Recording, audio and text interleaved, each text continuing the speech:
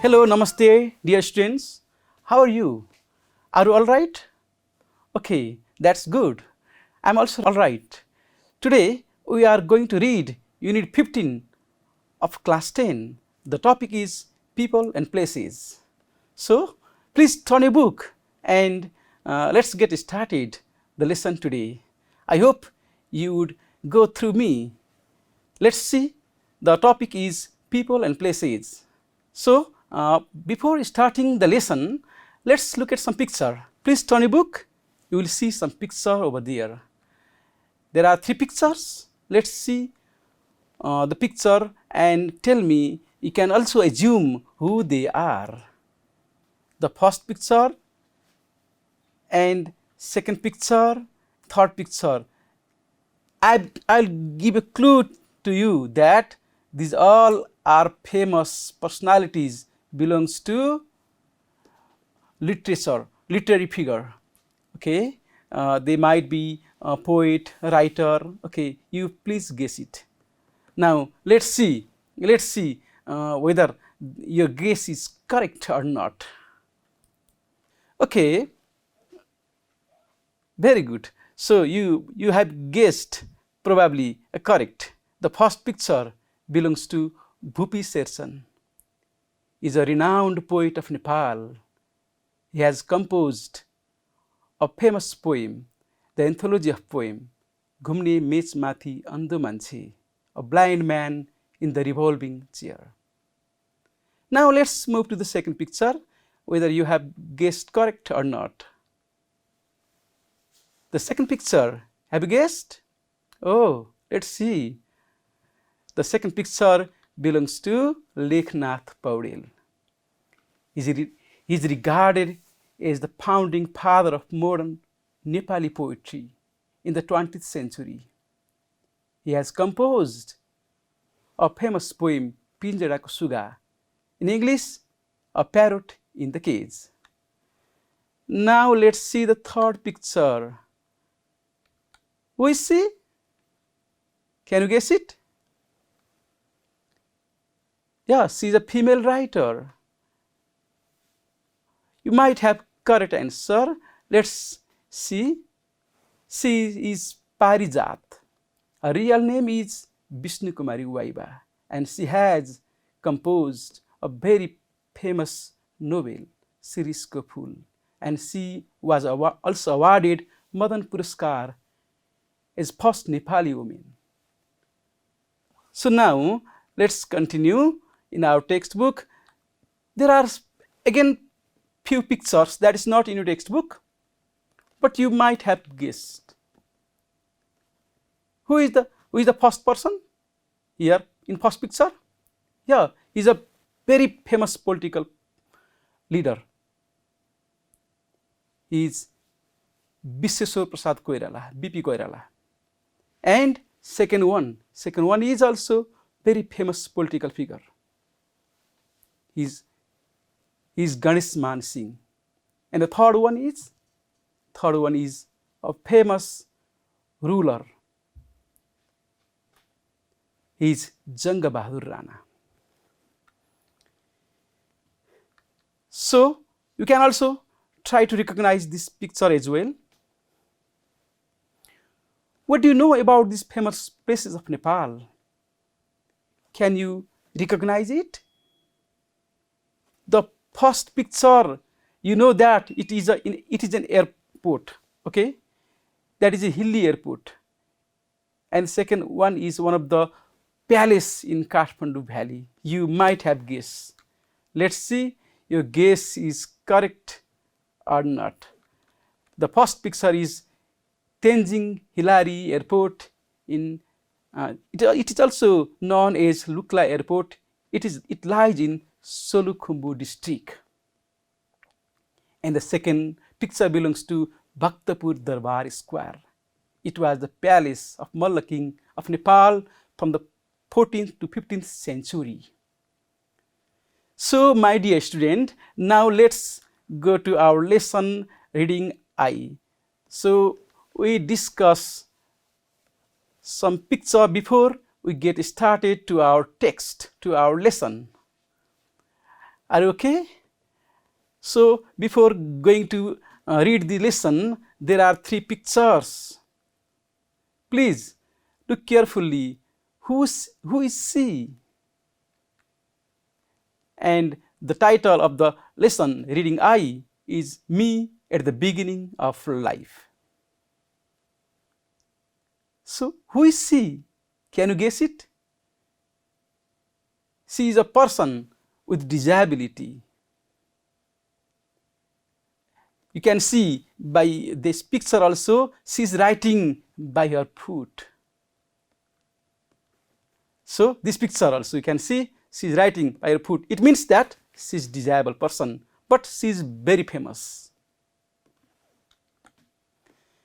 And you know that you need to guess who is in picture and why she is famous for. We have to now see that, you know, you might have guessed correct answer. That is, this picture belongs to Jamak Ghimire. This picture belongs to Jamak Ghimire, and you can see some other pictures of Jamak Ghimire. She is writing by her foot, and she has written a famous biography book, Jivan Kana Ki Phool. And she is very famous in literary arena of Nepal. She has written stories, fiction, poem, several poem and biography, and she has been awarded Madan Puraskar. That is a renowned prize given to Nepalese literary figure. Okay, have you read that book, Jivan Kana Ki Phool? That is written by Jamak Ghimire. Please, you can consult your library in your school. You might have found that book in the library that is written by Jamak Ghimire. Okay, my dear student, now let's move to our lesson. So now we go to some paragraphs of this book. You can consult your book and just see the first paragraph of this text. Before reading this paragraph, I'll give you one question. What is life according to the writer? Okay, you will know this answer by reading this paragraph. Okay, let's read with me. Okay, while I'm reading, please go through the line of the text, paragraph, okay, so that you can understand what it's all about. Now, I'm going to read the first paragraph of this text, reading I have understood now that life is a beautiful flower of creation.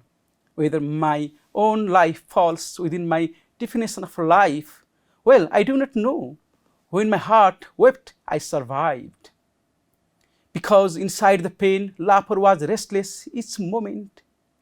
When I say that somehow or other, I survived a burdensome life, a burdensome, please note, burdensome life. Few will believe me now. The truth is extremely bitter, the reality equally insipid. Many times, while turning those pages of memory, I myself have shed tears. Such unlucky lines of fate were inscribed for me when I fell to the ground from my mother's womb. So, the first paragraph, we have just completed the first paragraph. Okay, my dear students, the first paragraph says that she assumed that life is a beautiful creation, okay, beautiful flower of creation, and she describes how she was born, why her life was burdensome, that means so boring, okay, why the truth is really bitter for her, okay. These things are, now she's turning the pages of memory of her life, and it's full of tears. When she was born, okay, when she was born, when she fell to the ground for the first time from mother's womb, that life is really bitter. That means she was born with a disabled. That's what says in the first paragraph. The main idea, the first paragraph says that life is good creation by God. painful memory of the writer has been revealed. In this paragraph, the writer has revealed the painful memory. There are some glossary word you have just highlighted there also, noted there also. There are two words that you have to understand. Burdensome, burdensome, causing worry, difficulty or hard work. Understand? Burdensome. Pronounce again. Burdensome. That means causing worry, difficulty or hard work. Similarly, another word, insipid. Insipid, without taste, lacking taste or without having any taste. That is called insipid. Please pronounce again with me. Insipid. Okay, that's fine. Let's move ahead. And another word is there also, inscribe. Inscribe means to write or engrave words on somewhere, to write somewhere, either on wood, either on stone or everywhere, wherever, that is called inscribe. So we have one question just before reading the question. What will be answer? Can you assume that? What is life according to the writer? What is life according to the writer? Yeah, you might have the right answer. Yeah, let's see. Your answer is, I think, correct. That is the answer. Okay, my dear students, let's go to the second paragraph of this text. Before reading the second paragraph, I'll ask you one question. Why did writer's mother put an exercise book and pen under her pillow on the 6th day of her birth?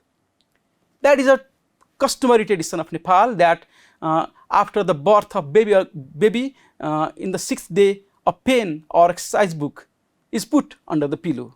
So why did writer's mothers do that? We have to understand that by reading this next paragraph, second paragraph. Let's see. Let's read the second paragraph. On the 6th day after my birth, my mother bathed me and washed me and made me clean and put me to sleep with an exercise book and a pen under my pillow. It was a folk belief that fortune would write my line of fate on that night. Mother, you wanted fortune to draw a good line of fate right across my brow, but that was just your belief. Yes, fortune did not draw my line of karma well that night, nor did it write a good line of fate.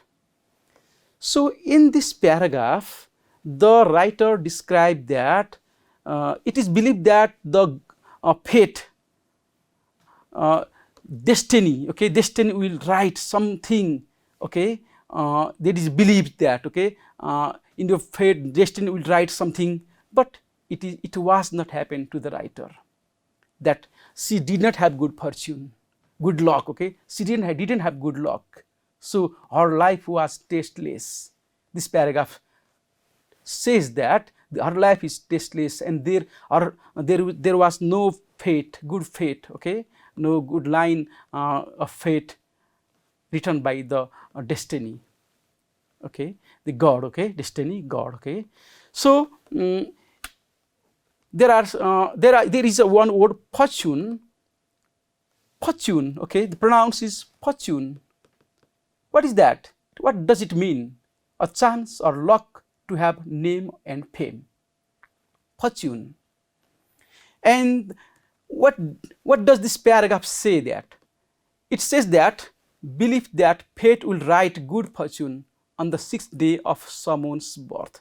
It is in Nepalese culture, it believes that on the 6th day of someone's birth, the fate will write some good fortune like that, okay. It is Nepalese tradition, culture or beliefs, okay. That beliefs is described in the second paragraph. Now you have assumed the answer that is mentioned in the before reading question, before reading this paragraph. Why did the writers put an exercise book and pen under her pillow on the 6th day of her birth? The answer is somewhere. Have you assumed? The answer is somewhere. Here is. Now let's see your answer is correct or not. Yeah, Probably you have the right answer. Yes, because you know why mothers put a pen and the exercise book under the pillow, due to the folk belief that person would write my line of fate on that night. So that means writers believes that, okay, writer believes that there will be a fate line on that night, okay, God will write that wish. So before reading another paragraph, there is again another question. You have to please assume that what difference did the writer notice between the life of an animal and the life of a human being? You have to answer this question, seek the answer to this question in the next paragraph. In this paragraph, you have to find the answer. Before that, we need to read it. Time had filled my pockets with package of ill fortune. Ill fortune means very bad luck, okay, bad luck. I was a girl who had been robbed by fate, who had neither the sweetness nor the joy of life. So how could life be as I had imagined? In the end, I had to leave, and so I did. But I lived as if there was no difference between the life of an animal and the life of a human being. The only difference was that even though I lived an animal's life, I ate rice. That was all. So what was the difference? Now understand? So my dear students, you might have assumed that what is the difference between a life of an animal and life of human being? Yes, that's the difference is that she has survived just as an animal, and she is just having a very difficult life, but she is eating rice just like human being. That is the only difference. That is you can find in the last paragraph. Let's see the next paragraph. A life without the invisible sympathies and sensation of the human heart, which has no heart, no color, no individuality. Perhaps only a very few people get through the condition. A poet might want to write a beautiful poem about escaping from this kind of life. Some sensitive person might like this story, but at that time, life was such a burden that it hurt me, and it had become hard to endure the pain.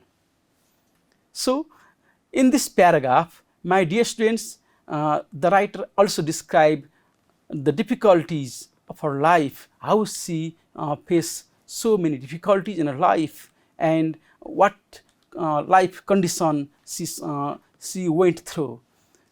So the main idea of this paragraph, that the struggle, hardship, suffering and panic life of the writer. In this paragraph, the writer has described how she struggled in her life and how she had been suffering, and the panic life of the writer is also mentioned in the paragraph.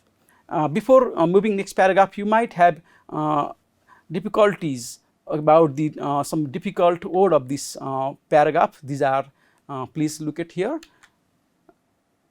Invisible.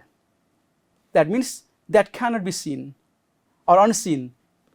Imperceptible. Sensation. That means a widespread reaction of interest and excitement. Endure. Endure. To face, experience, deal or bear unpleasant or painful situation she lived an animal's life and ate light. So that is a kind of endure, that means to face or challenge, to face painful condition, that is called endure. Okay, my dear student, you have understood the meaning of this difficult word, invisible, sensation and endure. Let's go to the next paragraph. So you also know the difference about human being and animal. There is given in that paragraphs. And let's go to another paragraph, and please by reading this paragraph you also assume the answer of these questions. So I am going to read it.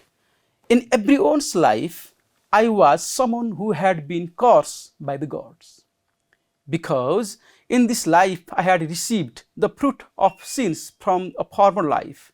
I had been born into a society whose culture said that people lived from one birth to another. So I was a thorn that pricked everyone's eyes. When they saw me, those eyes did not fill with sympathy, and that heart never melted with love. Who were very displeased with me, who were very angry. In the end, how right was it for them to be like this, to be a tender, innocent child? I had no option but to endure all of those things in silence. So in this paragraph, the writer says that she was a thorn. You know, thorn that pricks someone, okay?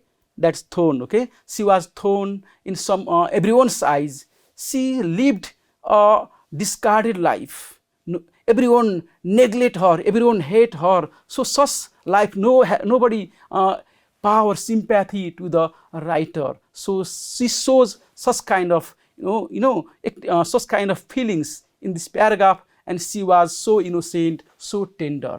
So now you know the answer why she had been cursed by the God. Please look at here. Your answer might be correct. I'm going to the next paragraph.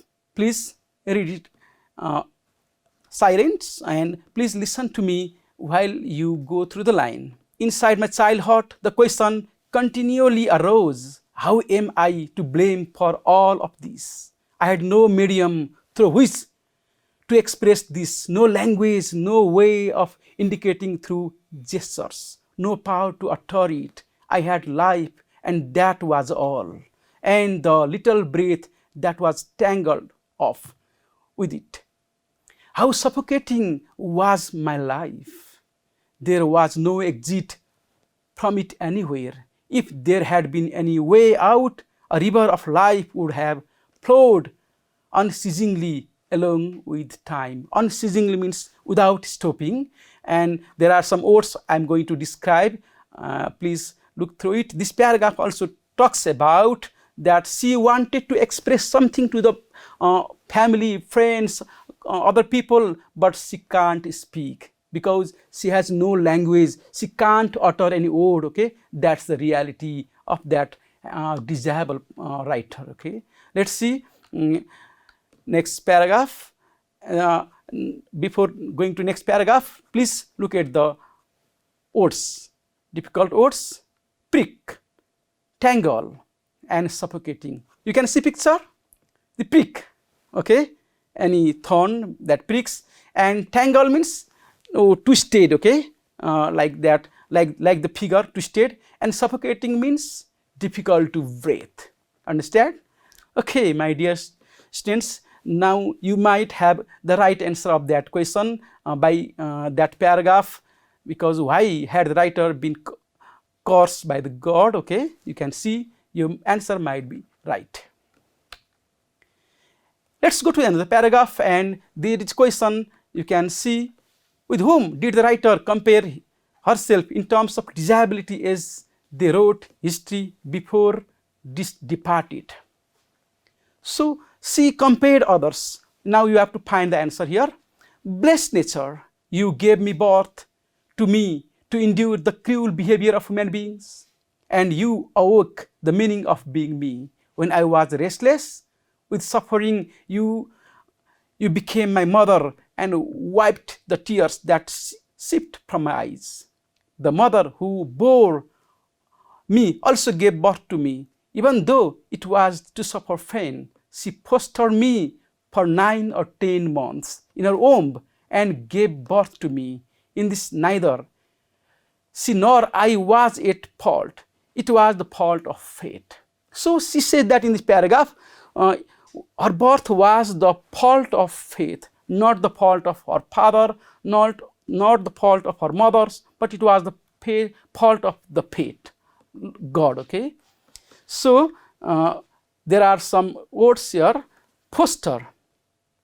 Foster means bring up a child that is not once born by birth. So bring up, rear, okay, to look after the child that is foster, okay, it's foster, Please pronounce it. Poster. Poster. And please continue the paragraph. Is the definition of disability merely to be born with bodily incapacity? If so, why do they not consider Homer incomplete? Why did the old neighbor consider the Nikolai Ostrovsky's, the Helen Keller, incomplete?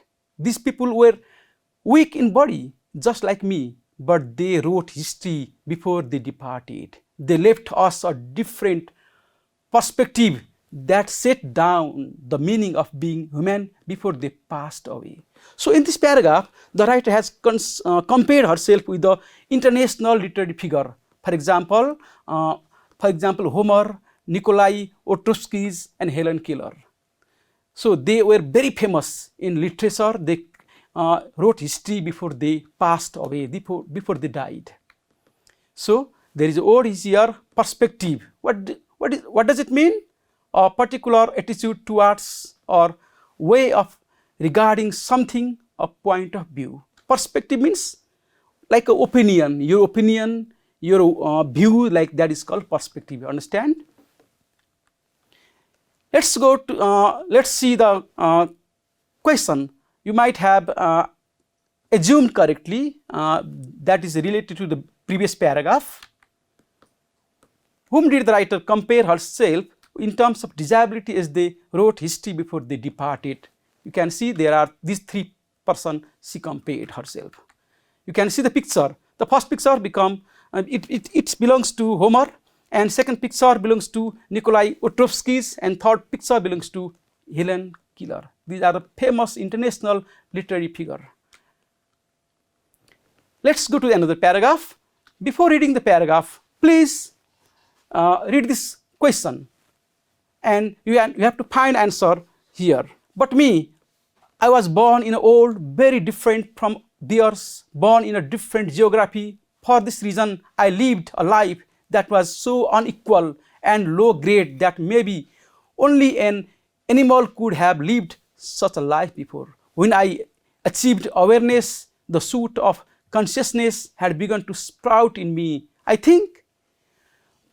But even achieving awareness became like a curse. I did not have a voice with which to speak, nor any strength in my legs to walk, nor was there strength in my hands that I could fill a basket with Godavari, Makhawali, and Sunakhari flowers. These are the Nepalese flowers, okay? And no, I had nothing of this at all. I was a helpless girl, bereft of these things, whose mind was filled with the longing to run on the hills, but whose feet did not have the strength to support her body. I longed to walk with others, but I had no voice, because these desires once that would never be fulfilled, they fell upon me one day. So in this paragraph, she describes her desires to go ahead, to walk, to talk, okay, but she was not able to do because she was that disabled person, okay. That's why she couldn't do that what she expected, what she desired. You can see the word consciousness, awareness or perception of something, and long means to have a strong wish or desire, that is called long. You have to see your answer might be wrong, might be right here. Describe the life the writer had lived. And please, let's read the next paragraph. What did her grandmother long?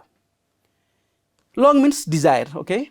Yes, I was so robbed by fate that I was unable to even get off bed. My poor grandmother, white-haired like me, like the moon over the hill, might have picked me up and taken me on her lap. How she must have longed that her son's first offspring would call her grandmother in its baby voice, that it would pull at the wrinkle on her face with its little hands. But grandmother, I could not fulfill your wishes. Your other grandchildren's fulfilled them. All I did was hurt you when you carried me on your back, how you must have loved me, no? She has, no, imagine her grandmother who already passed away. So she said that she didn't have fulfilled her mother's desire. Offspring means a person's child or children. Offspring, okay, pronounce it, offspring, a person's child or children. So what did her grandmother long? You know that answer. That is also here. That may be correct. You might have correct guessed. Okay, my dear student, now we need to read another paragraph. Before reading this paragraph, please focus this question. What did the writer hear about her father and mother? At the time, the economic condition of our home was not so good, to the extent that it was very hard to manage 2 meals a day, morning and evening. I've heard that mother and father often went hungry at meal times, but somehow or other they fed us.